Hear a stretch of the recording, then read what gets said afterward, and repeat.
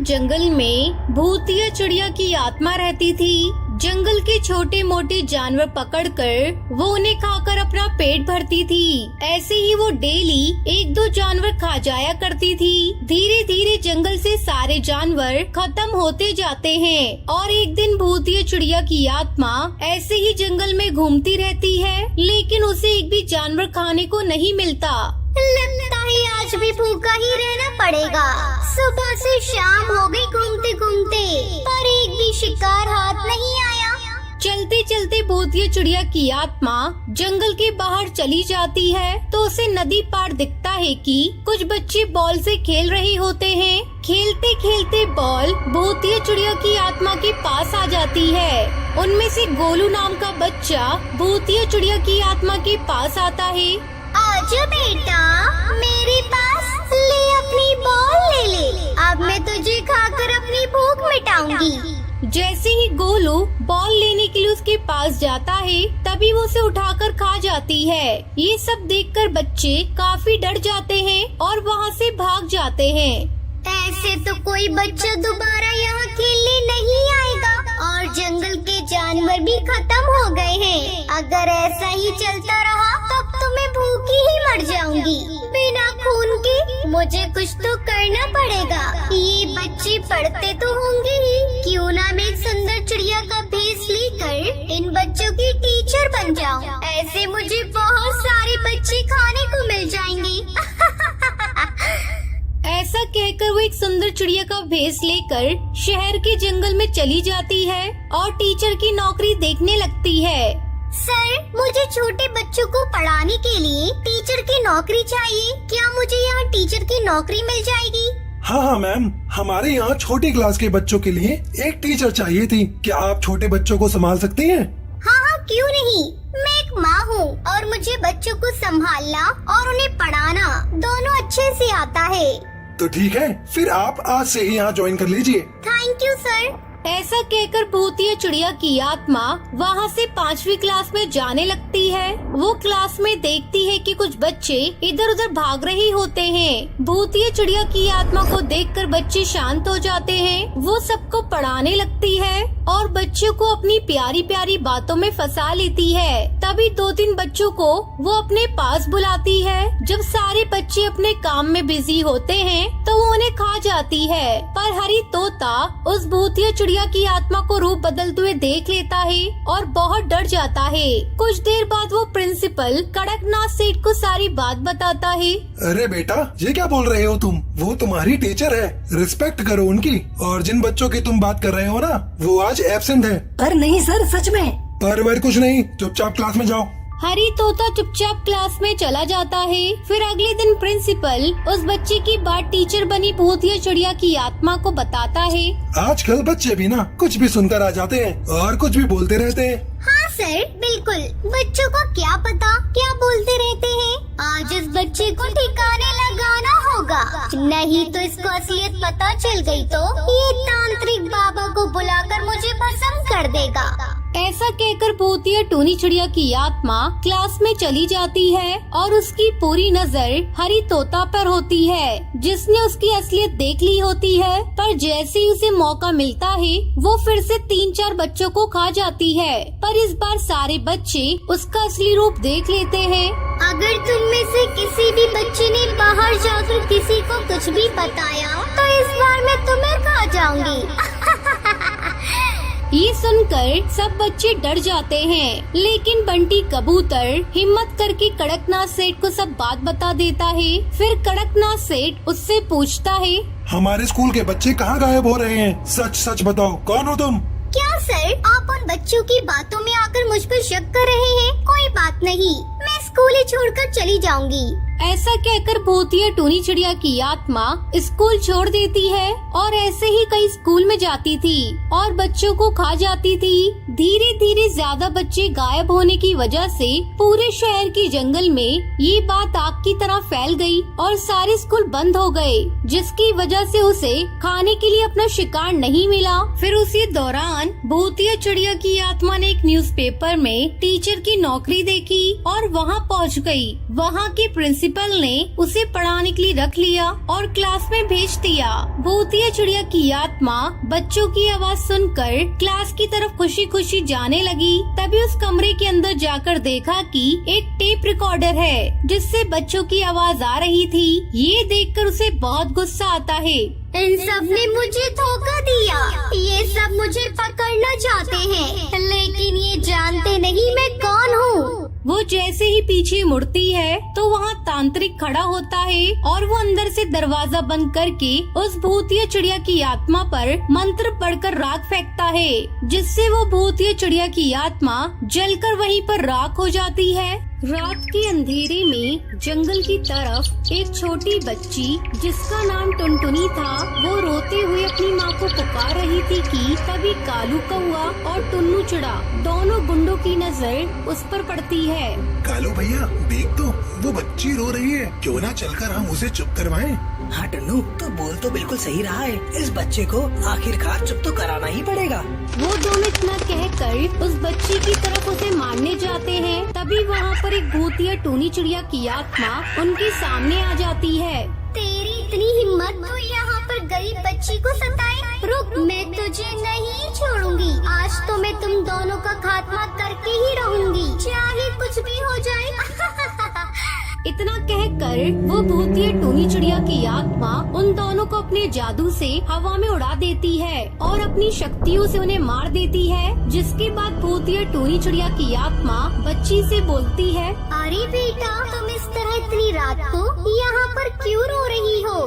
Aunty जी, मेरी माँ खो गई है, वो मुझे मिल नहीं रही है, पता नहीं कहाँ चली गई। तभी भूतिया टूनी चिड़िया की आत्मा अपनी शक्तियों से देखती है कि उसकी माँ का एक्सीडेंट हो गया है और उसकी माँ मर गई है। बेटा, तुम चिंता मत करो, आज से तुम्हारा ख्याल मैं रखूंगी। इतना कहकर भूतिया टूनी चिड़िया की आत्मा उसको उठाकर अपनी गुफा में ले आती है, जहाँ उसे वो खूब अच्छा अच्छा खाना देती है। उस खाने को खाकर टुनटुनी अपना पेट भर लेती है। इस तरह भूतिया टूनी चिड़िया की आत्मा टुनटुनी का ख्याल रखने लगती है। ऐसे ही काफी दिन गुजर जाते हैं। एक बार की बात है, टुनटुनी जंगल में खेल रही थी। तभी उस बच्ची के ऊपर कड़कनाथ सेठ की नजर पड़ती है। अरे देख, यही बच्ची है ना जिसकी वजह से हमने अपने दोनों भाइयों को खोया था।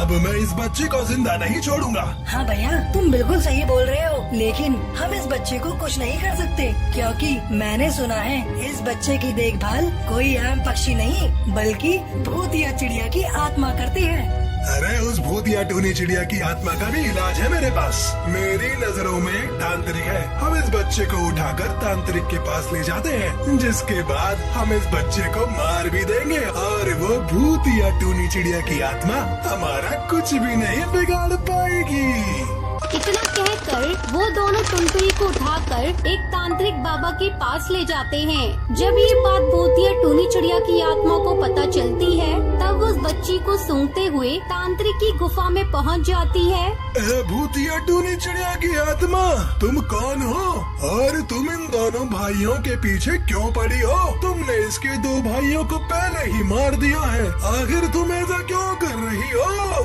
तांत्रिक, तू हमारे बीच में मत आ, अगर तू आया तो तू भी मारा जाएगा। तू नहीं जानता कि इन दोनों ने क्या किया है। तो बता भूतिया चिड़िया की आत्मा, मैं जानना चाहता हूँ कि इन दोनों पक्षियों ने तेरा क्या बिगाड़ा है? ये कोई मामूली पक्षी नहीं है, बल्कि गुंडे हैं और इनके दो गुंडे भाई ने इस बच्ची के ऊपर पहले ही हमला करने की कोशिश की, लेकिन उसको मैंने मार दिया।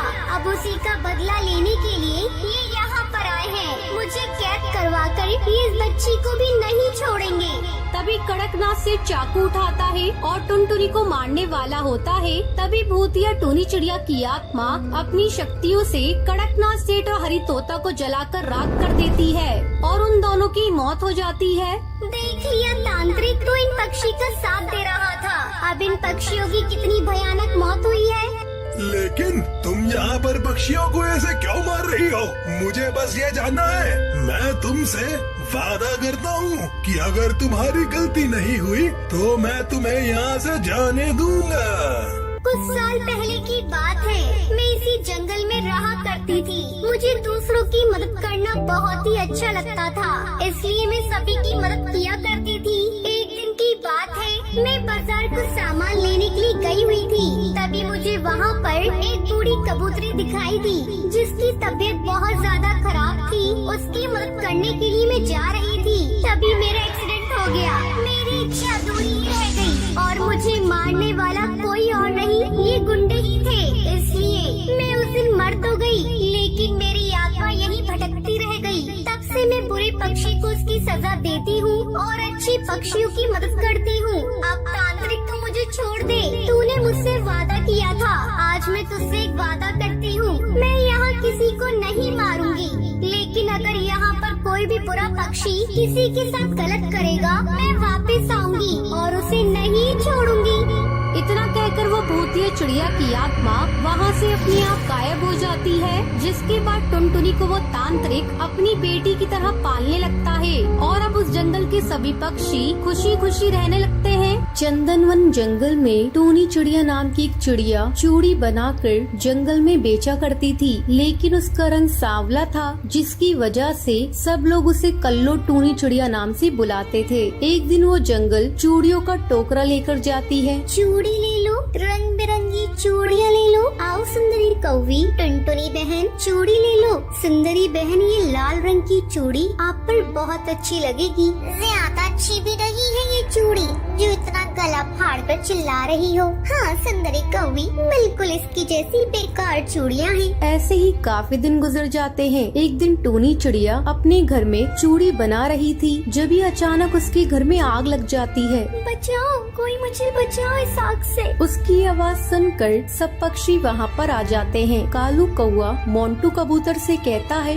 भाई ये आवाज तो टूनी चिड़िया के घर से आ रही है, चलो उसे बचाते हैं। चुप करो कालू कौवे, आए बड़े बोलने वाले, चुपचाप यहाँ पर खड़े रहो। पर सुंदरी बहन, कालू कौआ सही कह रहा है, हमें टूनी बहन को बचाना चाहिए। तभी मोंटू कबूतर की बीवी बबली कबूतरनी कहती है, सोनू के पापा ज्यादा जबान मत चलाओ, आए बड़े हीरो बनने वाले, वो टूनी चिड़िया खुद ही थोड़ी देर में बाहर आ जाएगी। ये कहकर वो सब तमाशा देखने लगते हैं, लेकिन कोई भी बेचारी टूनी चिड़िया को आग से बचाता नहीं है। थोड़ी देर में पूरा घर जलकर राख हो जाता है और उसी में टूनी चिड़िया की मौत हो जाती है।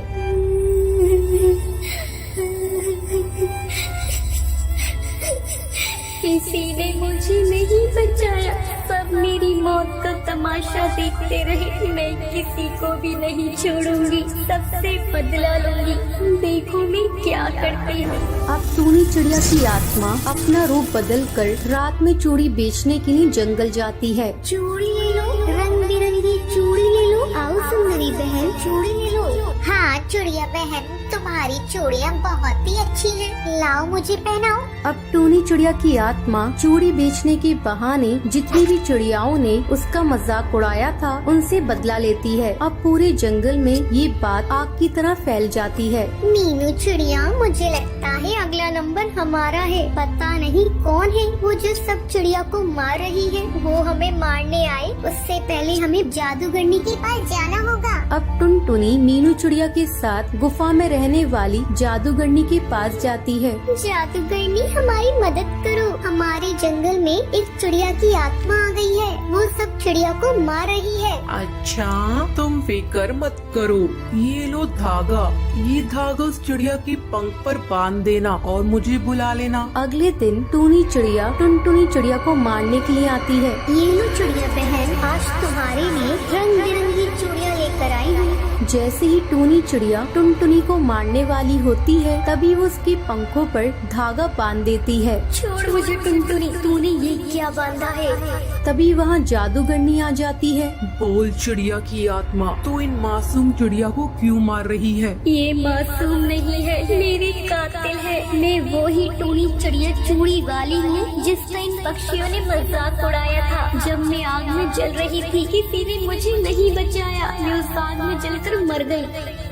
टूनी बहन, वो एक हादसा था, इसमें हमारी कोई गलती नहीं है। फिर भी हम तुमसे माफी मांगते हैं, हमने तुम्हारा दिल दुखाया। हाँ टूनी बहन, मुझे माफ कर दो, मैंने ही सोनू कबूतर को रोका था। तुम्हारी मदद करने से मुझे अपनी गलती का एहसास हो गया है। ये सुनकर टूनी चिड़िया की आत्मा वहाँ से